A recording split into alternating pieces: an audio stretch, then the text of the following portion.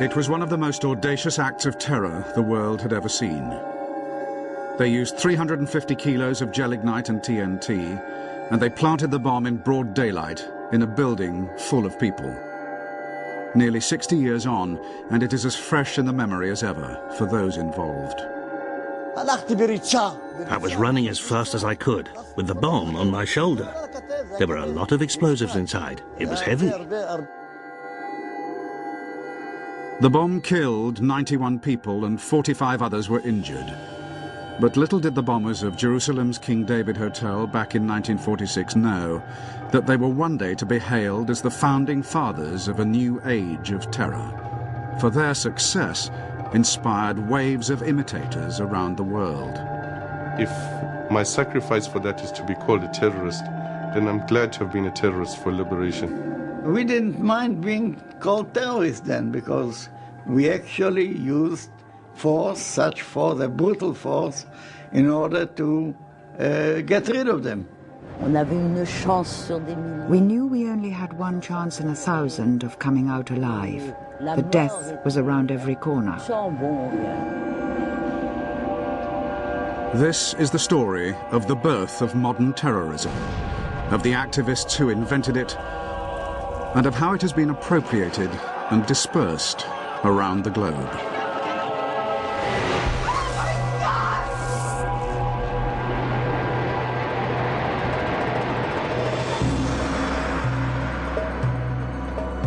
Jerusalem, cradle of faith to Muslim, Jew, and Christian alike. Jerusalem, the birthplace of modern terrorism.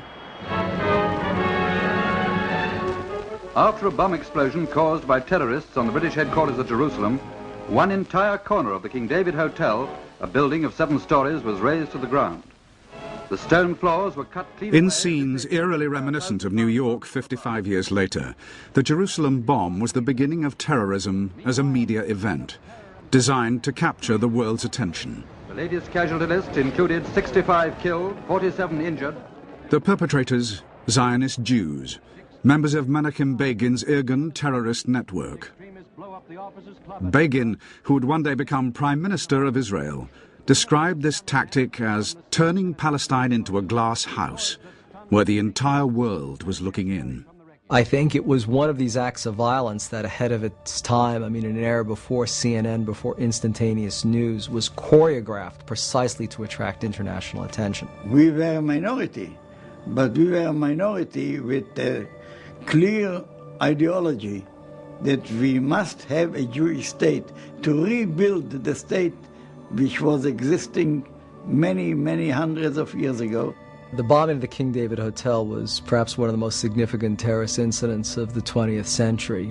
For many decades, it actually held the infamous record of having killed the largest number of people. In a fight for liberty, you have always those who are more, call them extreme, or more adamant, or call them staunch, and they want it immediately, not to wait for the Messiah.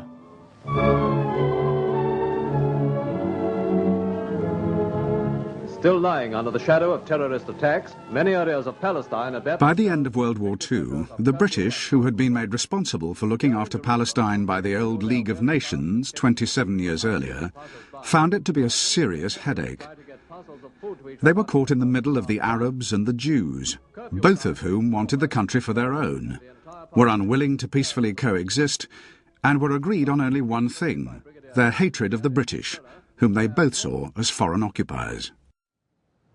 The British military and administrative headquarters was here, in the south wing of the King David Hotel in Jerusalem. The luxury hotel itself still functioned with guests, restaurants, bars, and Sudanese waiters.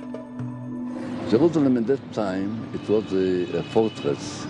And I walk through the town and put in my mind every place and think about how can we attack this place. If we succeed, it's very important the whole world will see that we can fight even the British. Begin and Ellis decided on a daring plan. They would strike at the very heart of British rule, the King David Hotel itself.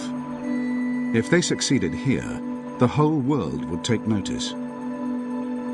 The terrorist bomb was hidden in 7 milk churns and delivered in a hijacked pickup truck to the hotel's basement kitchen. We jumped out and everyone took up their positions. I took the churn and started to run. I was thinking, how do I get to the place where I have to put the churn down? That's how I started. Anyway, there were lots of people around in the corridor, and we tried to move them out of the way. Here, there, to the side. But there were some who resisted, but we threatened them with our weapons. I wasn't dressed as a civilian or a soldier. I was dressed like an Arab, with a jalaba and a keffiyeh, with that ring on your head. You know, like, what's he called? The leader of the Arabs. You know, Arafat. There were 7 churns, weighing 350 kilos in all. I ran until I reached the place where I had to put it down, with the churn on my shoulder. I carried on, until I got to the place where the British people were. I saw a pillar that used to be here, and I put the churn down and ran away immediately. I waited in my position until all the churns were together, and then the time would come for the explosion. All the churns together were like one whole man, a complete bomb. The bomb went off at 12:37 and was devastating. But of the 91 dead, only 28 were British. 17 Jews died alongside 41 Arabs. Of all these, 54 were innocent civilians, unconnected to the British authorities in any way. It's classic terror in that it's off the mainstream. It's not a reflection of the policies of the then Israeli leadership, which had a very strong ethical approach to the use of violence, admirable in many ways. And it shows too a sign of the future in that it's the damage being done by the splinter of the main movement, which is the damage we frequently call terrorist, and which is the most likely to be without any moral dimension. Once more, the civilized world has received a rude shock at the hands of fanatics whose wanton act is contrary to the dictates of all creeds alike and imperils the best interests of the cause that it strives to promote. The Irgun denied that they aimed at civilian targets, but one man at least had a different opinion. In 1948, the British Chief Secretary in Palestine, Sir Henry Gurney, wrote in his diary of how one Irgun attack was indiscriminately aimed at civilian targets and was designed to create panic among the population.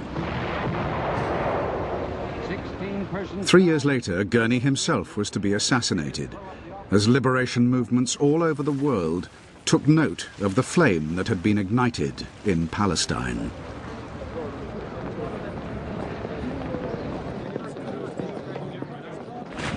By 1948, the British and the world community had lost their appetite for the fight against the Jewish terrorists, and the British abandoned Palestine, leaving Arab and Jew to fight it out amongst themselves. But elsewhere in their restless colonies, others had watched and learnt from the success of the Zionist terrorists.